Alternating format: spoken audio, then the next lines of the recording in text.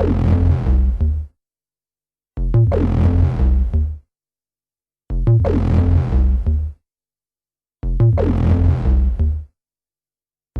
name's Roy Shaw. He's 63. I was going on all the blegs. It was a bit tight on the pavement. So we was going to have this bank van down at Longfield in Dartford. It picks up from all the banks and then comes along this road, and it's quite a country road. The geezer was going to ram it. He said, I can't ram it with a car. He said, I need a big American lorry. And he was on the other side of the road for it to come, and I was standing on the pavement. I threw this brick through the window, and it done the driver, run round the front of it, pulled the driver out, slung him in the ditch. So I run to the door and I smashed the window, smashed the bars with the X, and they all fell in. Run the X round the window frame and jumped in.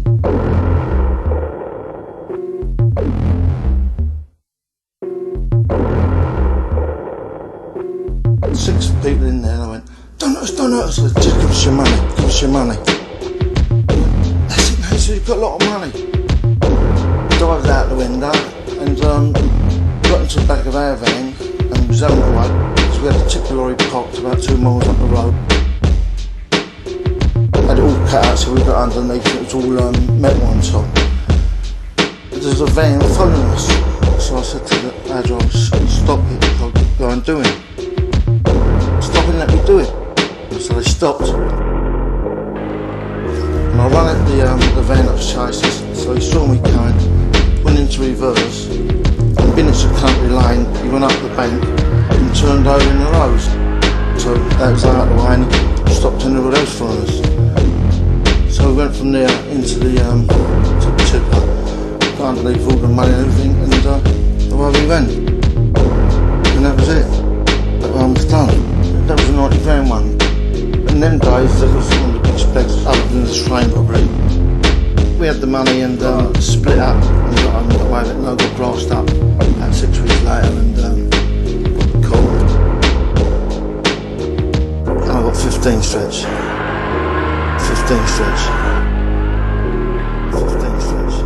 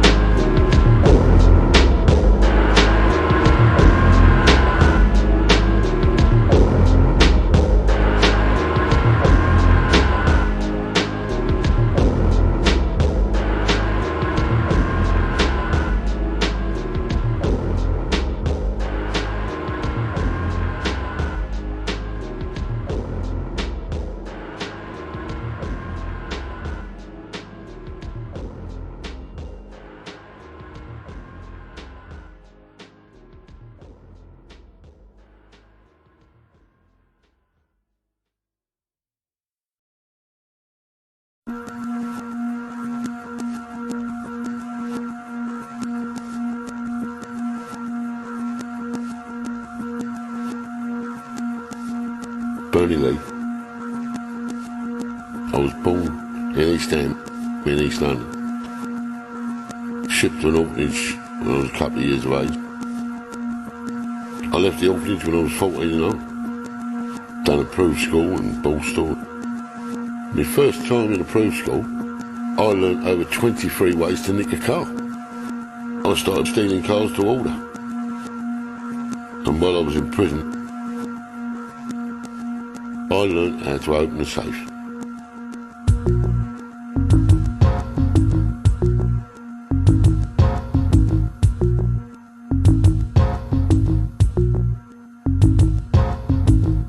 The earlier type of safes used to be known as fireboxes. You used to get a press on the back of them, you know, like a big wine press. You used to tighten up the presses till the back breaks. That was the old fireboxes.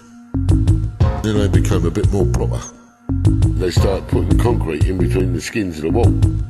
So I learned about nitro. Nitro's easy. I was the first man in London to use it. Made the nitro myself. I love nitro.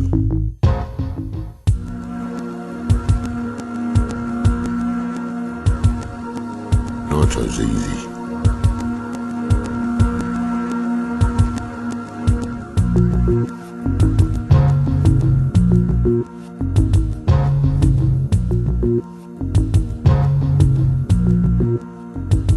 The hardest safe I ever done was a Mauser 5 tumbler 6 lever job. It took 3.5 hours to do. Your nerves are on edge after 3.5 hours. I used to study drawings of the safes. You got a dial on the front of the safe. A lot of safes are keys still, but like there is some that are dials. You listen for the tumblers to click in and the bolts to drop. Because in a safe you usually got in between 3 and 12 tumblers.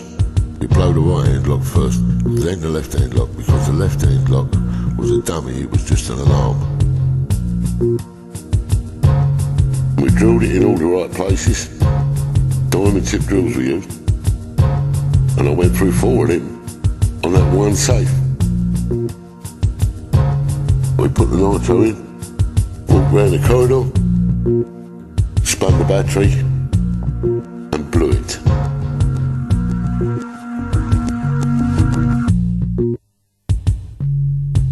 Then you go at the tumbler with the stethoscope. You can feel the numbers then dropping in on the combination, and that's what releases your bolts either side, top and bottom of the doors, and then spin dial and you just spin it open, and out she comes. She's opening.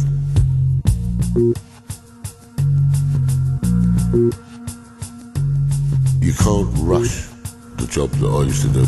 Before I opened the safe, I was always like 20 or 30 minutes like in front of it, looking at the safe, just setting myself at ease and psyching myself out, if you like.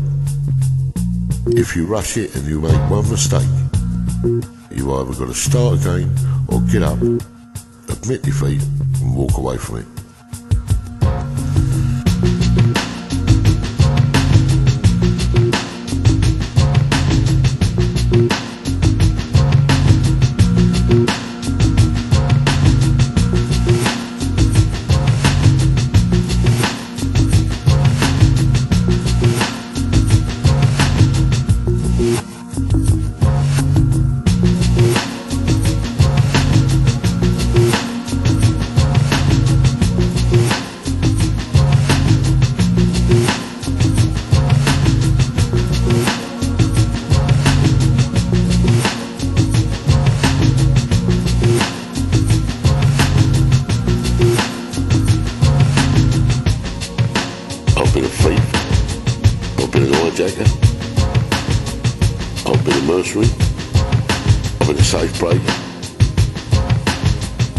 I did that game for about 15 or 20 years, mucking about with safes and that, and then I just quit. If I'd have put so much energy into going straight as what I did crooked, I'd have been a multi-millionaire now myself.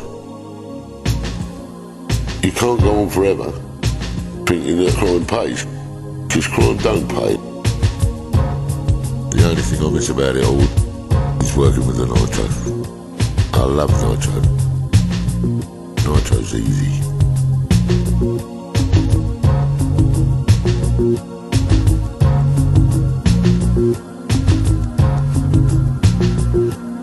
Nitro's easy.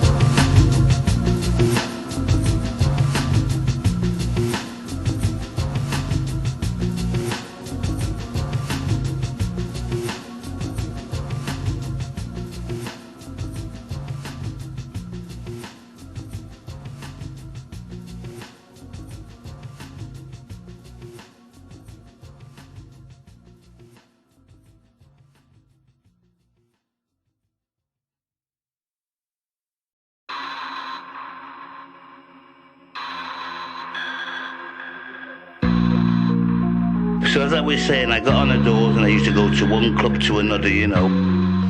It was always the bad clubs because the good clubs looked after themselves. They didn't want nobody on, you know, only just normal people and all that. But if you went to the bad clubs and got the job there, you got a lot more money because it was harder. They seen me, he said, yeah, it's alright, Tony, we paid very well. We'll give you what you want, we'll give you what you want. And you can pay your team. He said, but there's a Salford mob and they're bad. And they come on protection. I've been paying them for over a year. I can't pay you, like, you know, I'm paid at the same time. So I said to him, well, don't you worry about that, let me worry about that. So I was there for about a week. There was 5 of us.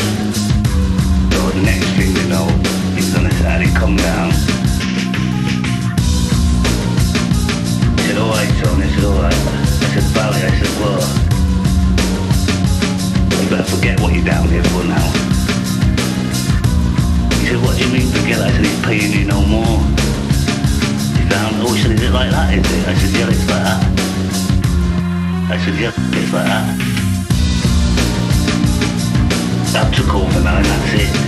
So with that, his mind, his other way. I said, what are you talking about? He said, this is their club. So with that, he started arguing with me all that nonsense. So I knew what I had to do. I knew how to show myself then. So bump, I hit him with a right hook and he's got on the floor. Then with that, they all jumped on me like that. So I said, so my team jumped in then. Mike, Johnny and Morley jumped in. He said, stop this now. Down. Oh, he said, is it like that, is it? I said, yeah, it's like that. I said, yeah, it's like that. I said, yeah, it's like that.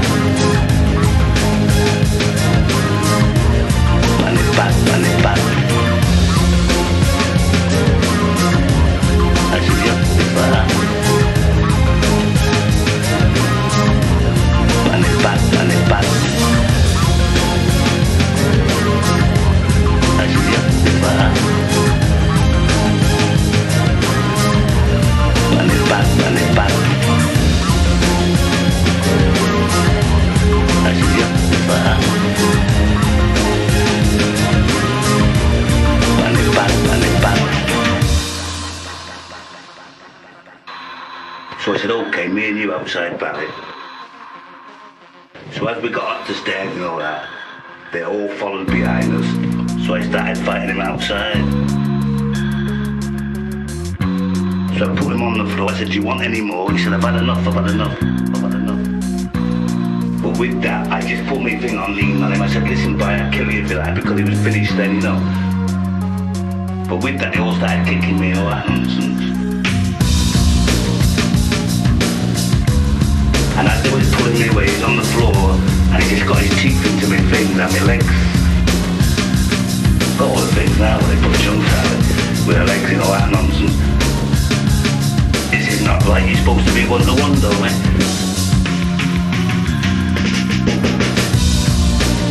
And that when they put him away, the next thing I know, there was all blood shooting out like a water out my thumb, and it was just on the skin on the floor. So they put a towel over me. And the next thing it was like blotting paper. And they said, Jesus, look at the blood. So they phoned the ambulance in that and he sat there, I was just sat down. And I could feel my legs going weak in my body and the ambulance come. They took me to the hospital. But they said, oh, we have to amputate you. Down. Oh, he said, is it like that, is it? I said, yeah, it's like that. I said, yeah, it's like that. I said, yeah, it's like that. And it's back, and it's back. I said, yeah, it's like that. And it's back, and it's back. I said, yeah, it's like that. And it's back, and it's back.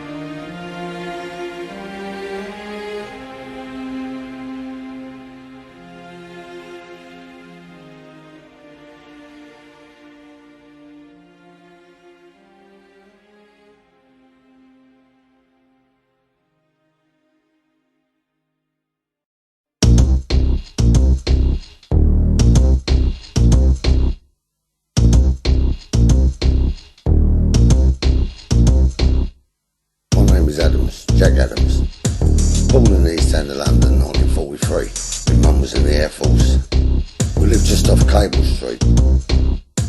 My father was in a prisoner of war camp, and when he come back he didn't know nothing about me. Walked out the door, never see him again.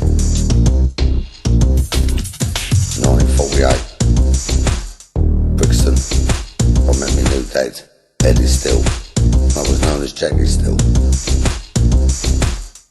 Most of my younger years around Brixton, I spent just really nicking stuff off of stalls, out of shops. We used to go over the railway yards and 9 Elms, breaking the carriages, see what we could find. I was arrested in 1956 with my brother, taken to magistrate's court. They sentenced me to an improved school. Most of the time I was there, I spent trying to get out.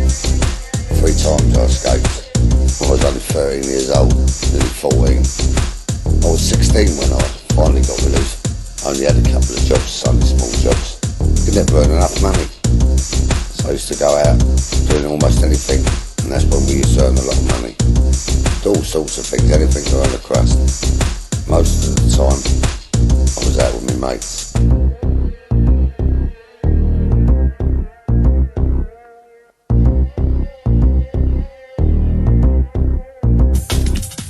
By 1958, I was working with a little team from South London. As young as I was getting quite a lot of money. I had a nice car, even though I was too young to drive. And most of the jobs we'd done, I drove them. I was caught in 1958 as well. And sent to Borstal. I stayed there till 1960. When I come out of Borstal, I met up with the same little firm. And we started going on different legs. A few post offices. The air terminal was the one that put me away for a long time. I got 13 years for that. Came out in 1970. Halfway through my prison sentence, I was granted leave to appeal. I came out and my uncle Georgie, that's Georgie Cornell, got me a few hot dog barrels up the West End. He'd taken off to someone that owed him money. After about 4 months working the barrels, I was approached by the representative, the Craig Winters, and was taken to meet him, and a little proposition was put to me, which I couldn't really refuse. I had to go around collecting money for them. One night I had to deliver some money to a man called Jimmy Emmett in the Flamingo nightclub in Wardour Street. When I got there, he wasn't there. Jack the Hat, as he was known, who also worked with the twins, said he'd take it. I gave him £1,050. £1,050 was never given to Reggie of money, and that was one of the reasons he was killed. And he took liberties. My uncle Georgie Cornell, was killed before him. He was shot in the Blind Beggars pub. It was after that McBitty done me. McBitty and a couple of his mates almost killed me one night, trying to get more money off me. I had nothing else I could do really, except try and get word to the twins. And a few weeks later he was killed. After I'd come out of hospital, I had to go on my pill, which failed. I was sent back to prison. Most of the good days I had were in the 50s and 60s. Yeah, they were good times. I had lots of money, holidays, flash cars. When I went into prison I had quite a lot of money. And when I come out I had nothing. Absolutely nothing. I lost all that when I got put away. Since then I haven't been in any kind of trouble, as I want to be.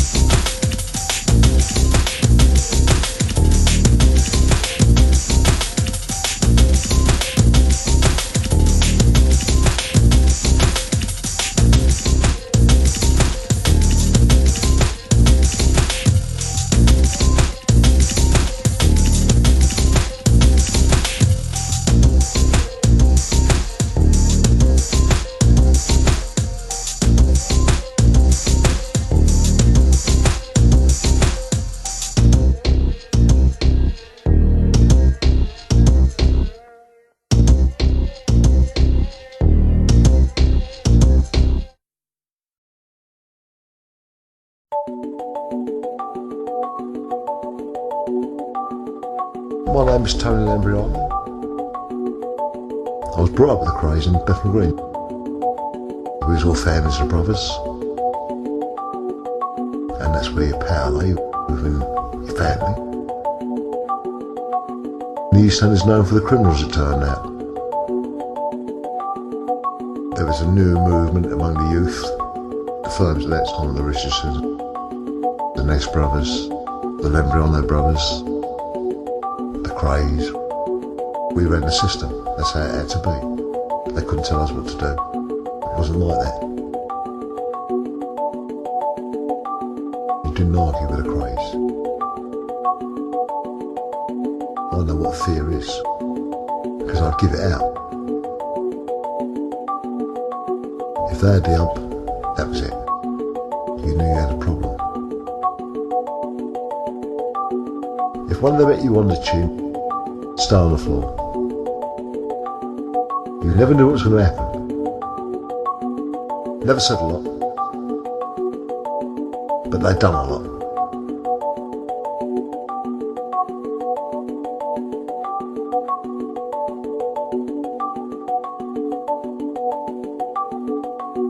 I was convicted of the Cray twins in '69 for the murder of Jack the Hat McVie. It wasn't my row. It wasn't my argument. But we were with them. I was there when it happened.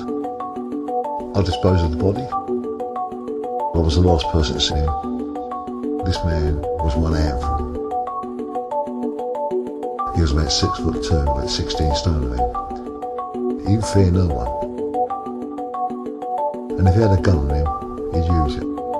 I see him blow a pub out one night because I wouldn't serve him a drink, because he'd come back. One way or the other he had to go, because he was a dangerous bastard, because he'd come back. You couldn't let him go. You couldn't let him go. He was a nuisance. And when a person becomes a nuisance, we couldn't leave him. I got a life and a 15-year recommendation, and I've done 15 years, 9 months. I was categorised for 12 years. There was no parole for me. I'd gone past that stage of things. I come out still living in the past. I missed what I left behind. The firm. The image is back there. Once you put the suit on,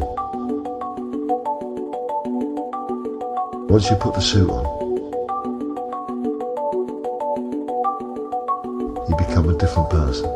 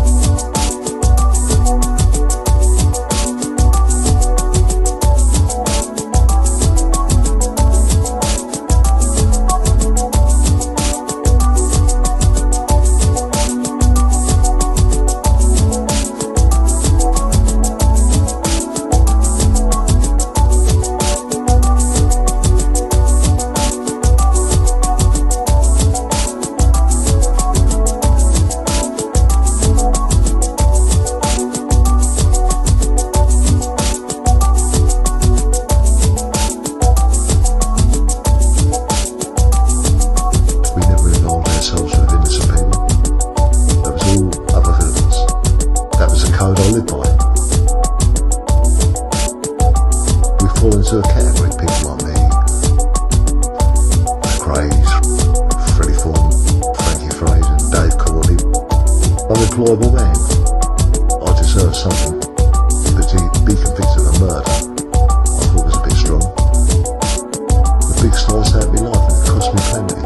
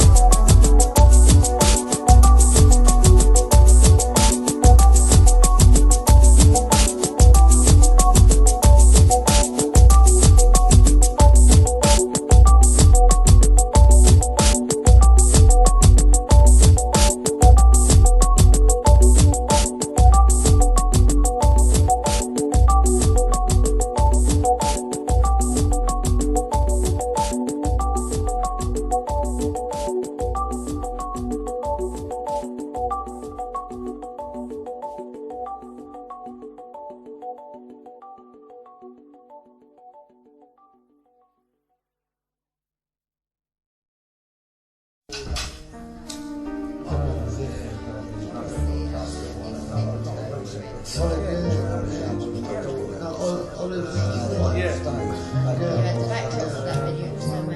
name's Freddie Foreman. I was born in 1932. I was a war child baby. I was 8 years old when the war was declared. So I was an evacuee. Very unhappy childhood, really. Everybody was anti-authority in those days. They never really believed in uniforms or police. It was installed in you not to grass on your friends or inform on your mates. I left school at 14 and started working in a factory, humping back in underweight sacks up ladders and things like that. That's all I could do as a kid. All it did was build your strength up, and you know, you get like £4 a week. What could you do with £4 a week? So you had to go out and do a bit of thieving, and that's how I turned to crime, really. And then I got nicked and went to the Old Bailey, #1 court at 16 years of age. Now, little did I know then that I would be going back to the #1 court about 5 times in years to come. Prison is an education. Prison educates people. As years went on, I progressed, and you just get in a bigger league. You know, you run up going for bigger prizes and getting big money. You have to do your apprenticeship through the prison system, and that's where you educate yourself. That's where people learn their trade, don't they, really? That's how I progressed. And then they got to the big league, and we was robbing firms, getting money, get a few of their workers, give them extra £4 on their wages, give them a cosh, put them in the back of a lorry, send them all down to the bank to pick up the wages. As they used to come, we used to ram the lorry and then steam in the back, and nobody really got hurt. It's all over so quick. They was like 20s and 30 grand those days. And of course, the whole objective of getting that sort of money was to go straight and invest it into straight businesses. But every straight business you went into used to fold, and we employed people for a few months, and then you was back out on the pavement again, trying to get a bit more. This is how things happen.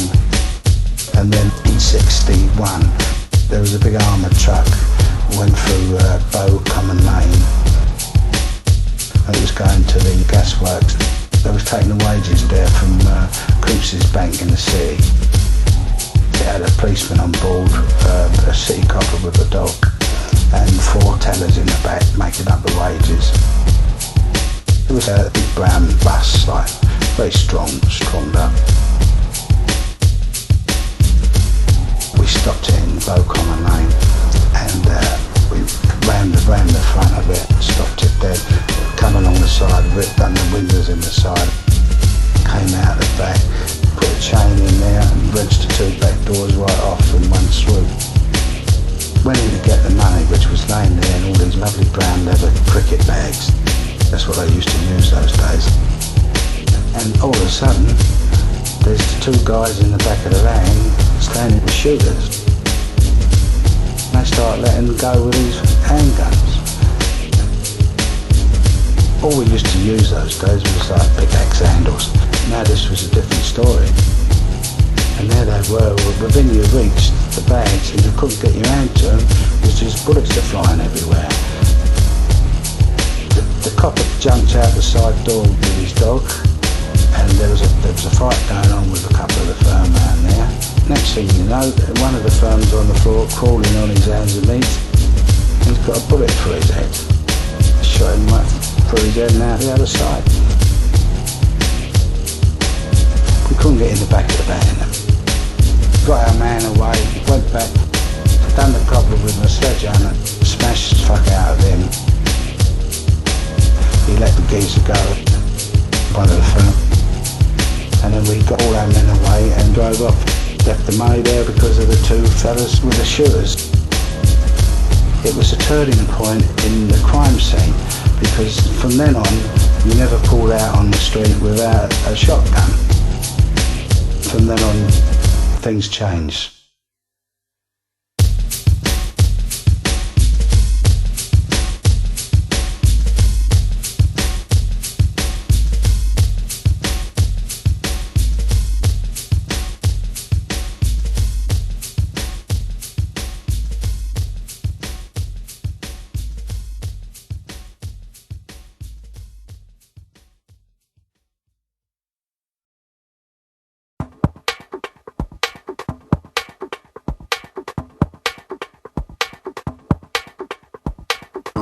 Courtney. My position in sort of the London crime scene is I have under my command 500 6-foot flat-nosed geezers. I'm looked at as an army. I'm called, in London, the Yellow Pages for the underworld.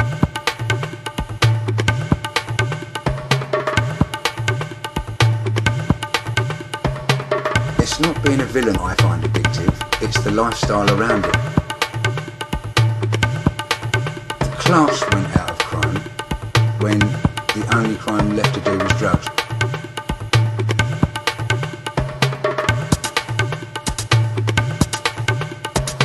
Most of my wealth has come through debt collecting.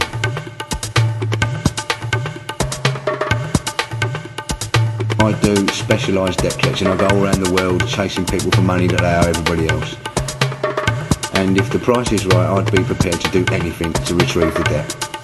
I would be prepared to go to any length to retrieve 30% of 200 grand. Apart from kill somebody.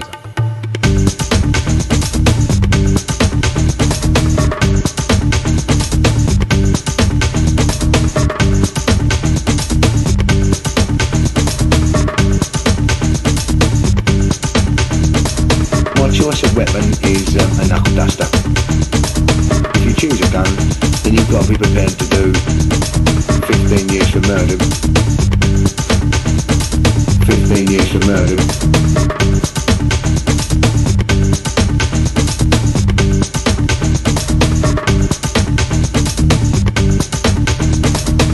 The good times are really good, but the bad times are really, really bad. They outweigh the good times.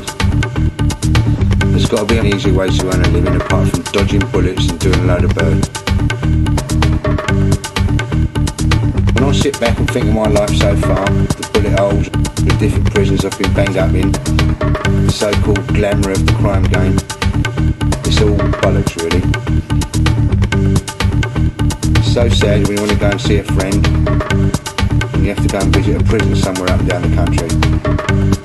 I'm finished with it. 4 times I've been in prison on remand. I ain't going to prison no more. I'm finished with it.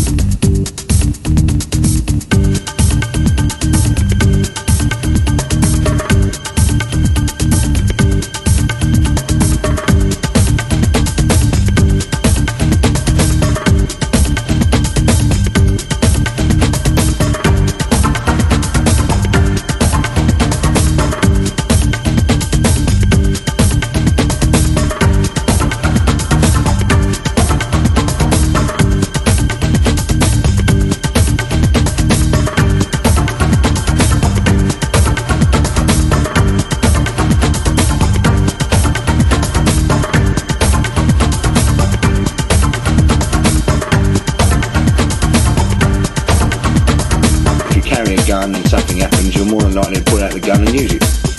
If you carry a knife when you're losing a fight, you'd pull it out and stab him. If you carry a duster, you'd pull it out and break their jaw and knock him out.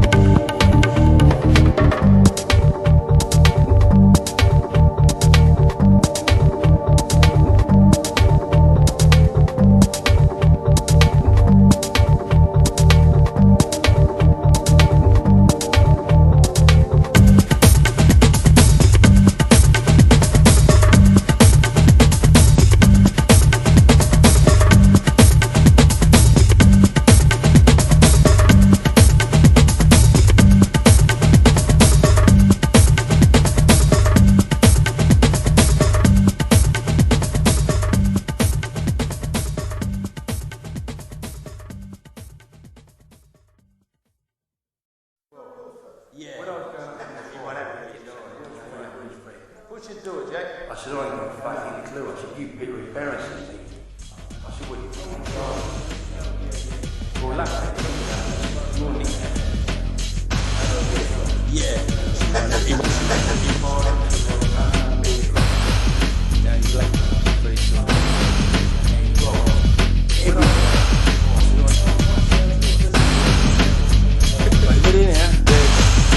So you want me to give him your name, get over, and where I've just come out and exactly, yeah.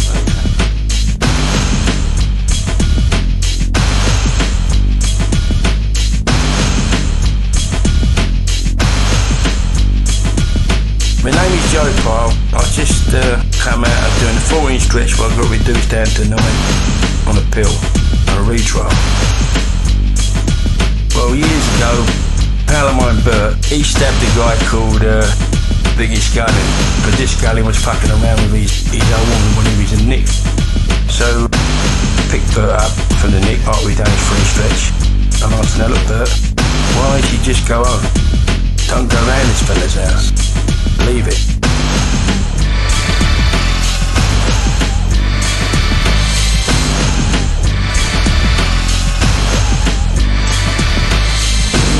One day Bert went round there and the fella was decorating.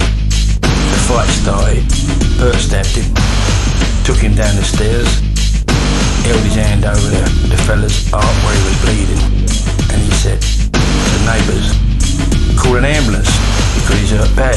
Put your hand over that hole, stop the blood coming out. So the fella did that. Bert run down the road, dumped the knife, phoned me up.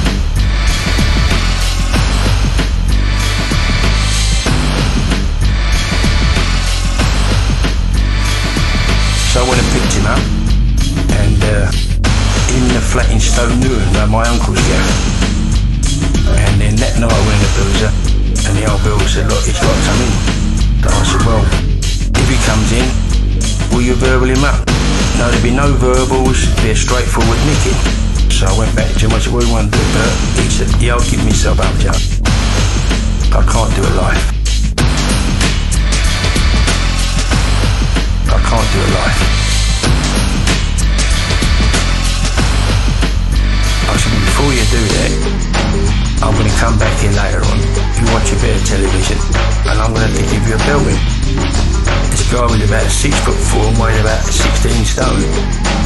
So around about 1:30 in the morning, me and a pal of mine, Peter Marshall, went back to the house. Said to him, right now you're going to get a belting. Well, he stood there, batch, done his eye, done his mouth. We both fucking steamed into him. Got a couple of bottles, smashed him over the head. Left him there, said, don't wash, whatever you do, don't have a wash.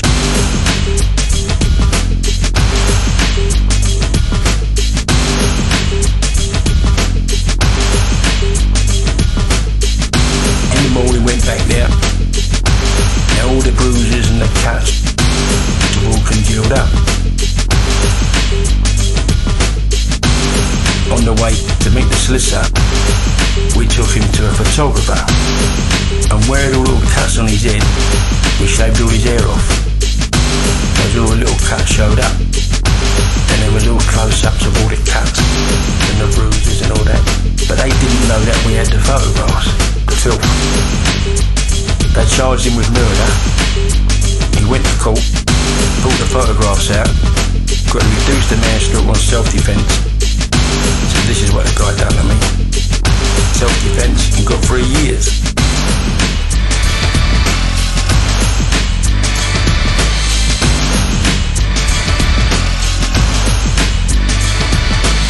So the old Bill knew what I did in them days. Ever since then they had the hope of me. They got their fucking home back later on. They said to me 40 years.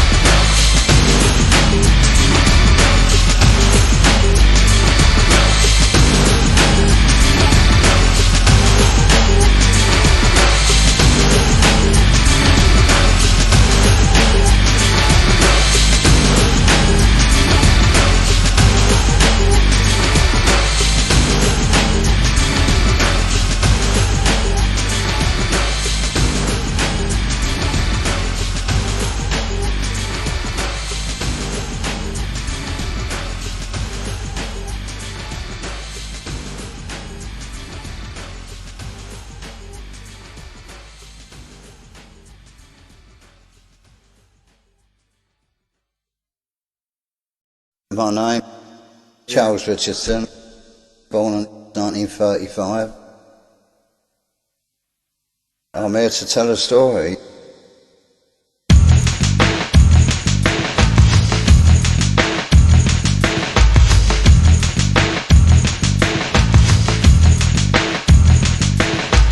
Five or 6 years of age during the war. In them days, everything was rationed. My parents were completely straight people really, but they bought black market meat, and this is how it was. It was very difficult to be honest in a dishonest world. Didn't really feel that you was doing any wrong really. Everybody was at it. Street bookmakers all gambling, buying the police off. In the 60s we had 6 bakery scrapyards. My brother and Frank run the West End. We was involved in frauds and things like that. I've never broken anybody's house or snatched an handbag and that type of thing. It was only other villains really. If you'd done them or they would have done you. 30 years of age, I got arrested and finished up getting 25 years at the Old Bailey. I got it for 4 counts of GBH. I was 10 years a maximum security prisoner. I lived in an area with 7 other prisoners, 14 prison officers, TV cameras. Even when you used the shower or the toilet, there was a TV camera watching you. I was discharged in August 1984, and from then I've been striving really to make my way in the world. It's not been easy, I mean, because it's very easy to go off the side. It's an episode in my life, it's history, I can't change what happened, and I don't want to drive myself mad with it.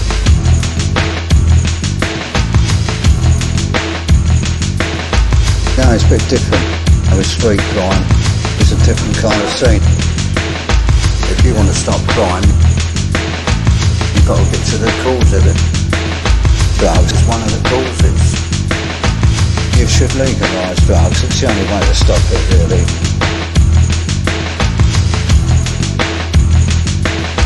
Legalise it. If people want to smoke, let them smoke. Legalise it. Half the country's on Valium anyway. Legalise it.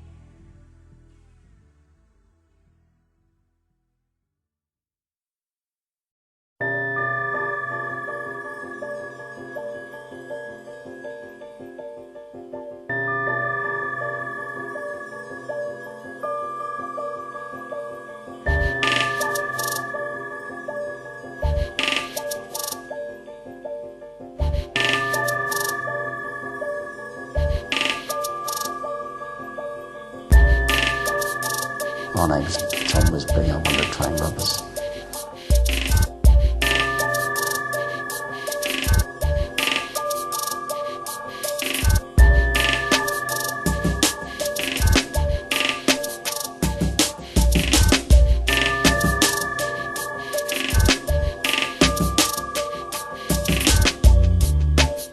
The train robbery, you know, I should say that, shouldn't I, really? After the bit of work was, we'd cut up the money, and in them days the betting officers were putting the price up, how much the value would come to, because at that time it wasn't known how much was stolen. So every day it'd be a new sheet on the betting slip. So me and the pal walked in the betting office while we was away from mum, doing our business with the money, and I said, look at the price there. I said, Traeger, I said, look at the price there, Traeger. I said, 1,000 to 1, £1 million and over. I said, go and have £5 on 2.5 million.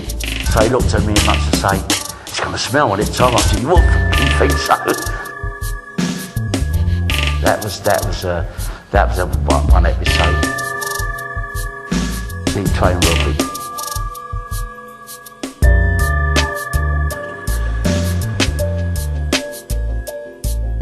It was a lot of money.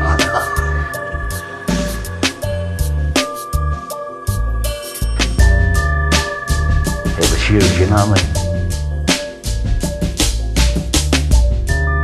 Oh, you're after that pot of gold, ain't you?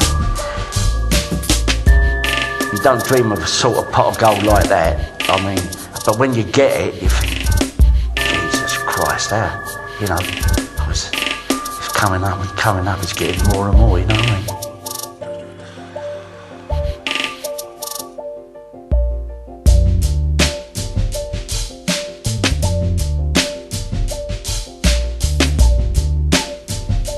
The main sentence you could have got them days was 18 years. A lot of things never come out in that trial, but no one ever said about the 6 security men in the car who was guarding it. They never got hurt. Why?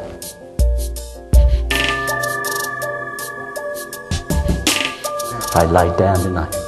See? They never even came to court. See, what they should have done is brought these people to court and said, look, was you hurt? No. But they'd never see. There was a lot went on, I mean, they wouldn't stand for it today, the court, you know, it was just, it was us against the establishment, and that, everyone had to go down, you know. The police without evidence. Yeah, a lot of evidence, yeah.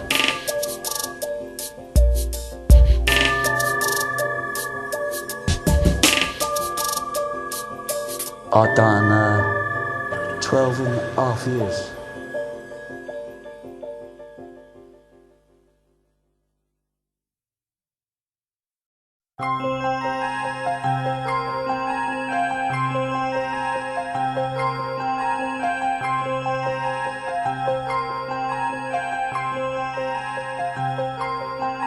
My name is Frankie Fraser. I'm known as Mad Frankie Fraser, as I've been certified insane 3 times, only because I acted mad, to have it a bit easier.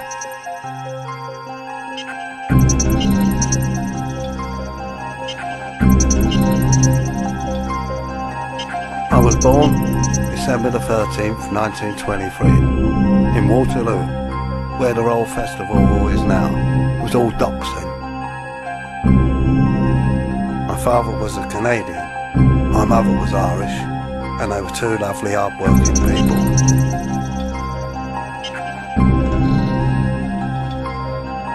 Why did I get into crime? It was in me. No excuses for me. I must have been born to it. Simple as that.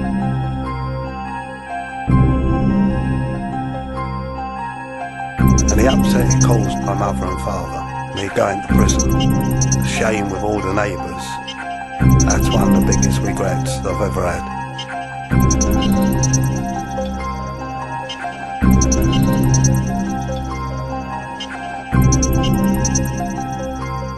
served 42 years in prison. They had many forms of punishment if you broke the prison rules. Solitary confinement, loss of remission, bread and water, the cat o' nine tails, and a birch.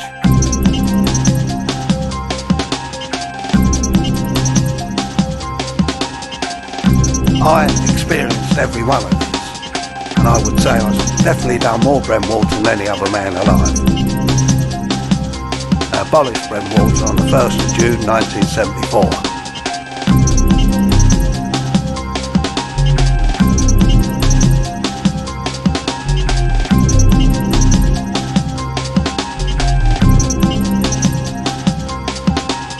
The cat o' nine tails meant exactly what it was.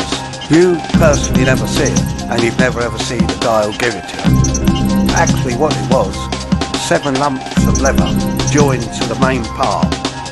It was put up on a tripod, your head went through a noose, and before he'd give it to you, you twirled it round and round as a rule, and you'd hear it whistling right across your back. And this went on, in my case, until you had your 18 strokes. When you waited for your corporal punishment, you waited up to 14 days after you were sentenced, and they played mind games with you. You always had it after breakfast or after dinner when all the prison was locked up, and always as a rule in the prison laundry where it had a very high roof and put the machine up. And that was the same with the birch and all, a bunch of twigs. Except with the birch you went over a barrel where your wrists were handcuffed to your ankles and your bare bum stood up. Out of the two, I thought the birch was worse than the cat.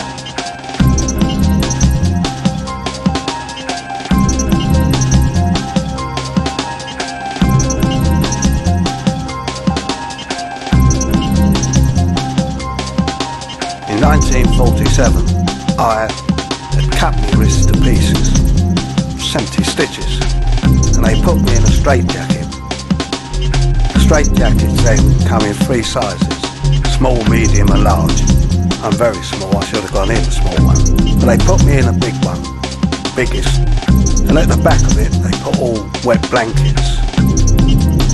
The hospital at Pentonville prison had been bombed in the war and still hadn't been repaired. And they were using B2 landing, converted it into an hospital. They had no padded cells and they just put mattresses on the floor. And that's where they left you. And I'd have to turn over and lie on my stomach. In the meantime, being fit and young, I did like an idiot get up and sometimes try and walk. This way I snapped all the stitches in me wrist and all the blood was oozing out, smothered in blood. And as I'm lying there, face down as I've had to turn over on my back to relieve the pain, I heard the flap of the door and the prison governor shout out, "He's still alive, still alive. Won't be long now, will soon be dead, soon be dead."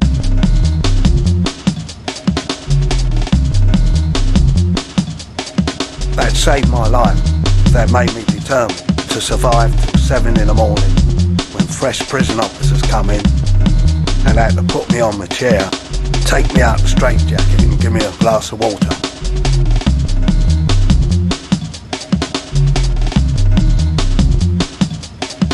All night he kept coming, still alive, and I survived.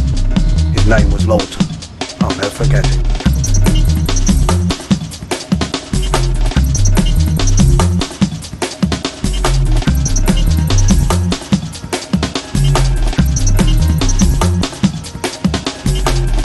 Authorities couldn't care less. No television them days, no radio stations, no media. Who cared? But luckily for me I survived, never forgot it, and attacked the governor afterwards, tried to hang him. The worst prison in my opinion, especially for a Londoner with a bad record, was Durham. It was called the Last Outpost. When I arrived there from Wandsworth, they really beat me up. Stitches in my head, black and blue all over. One of the worst beatings I should think I'd ever had in prison. And later on they sent me back to Broadmoor, even though at that stage I wasn't acting mad or anything. just to get me out of the system. Today is better to what it was 30 odd years ago. But the difference today in that respect is that people on the outside are much more likely to take an interest in what goes on in prison. I came out in prison in 1989, and I'm happy to say I've been out all these years, the longest I've ever been out of prison. On the other hand though, I wouldn't change the past. That is what I done. I ain't grumbling about it. Like it or leave it, that was me. Mad Frankie Fraser.